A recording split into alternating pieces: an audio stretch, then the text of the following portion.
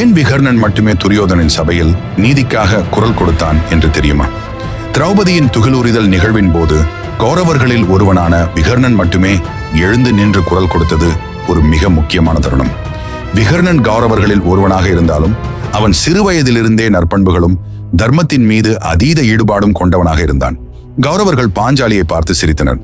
பீஷ்மர், துரோணர், கிருபாச்சாரியார் போன்ற பெரியவர்கள் அனைவரும் தர்மத்தின் நுணுக்கங்கள் சிக்கலானவை என்று கூறி தலைகுனிந்து அமர்ந்திருந்தனர். உண்மையை உறக்கச் சொல்ல வேண்டும் என்ற துணிச்சல் விகர்ணனுக்கு இருந்தது. யுதிஷ்டிரர் தன்னைத்தானே பணயமாக வைத்து தோற்ற பிறகு அவருக்கு திரௌபதியை பணயம் வைக்கும் உரிமை இல்லை.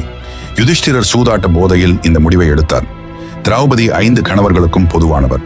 ஒருவரை மட்டும் கேட்டு பணயம் வைத்தது செல்லாது.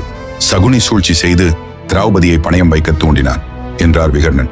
மற்ற சகோதரர்கள் துரியோதனனின் அதிகாரத்திற்கும் கர்ணனின் வார்த்தைகளுக்கும் கட்டுப்பட்டு நின்றனர்.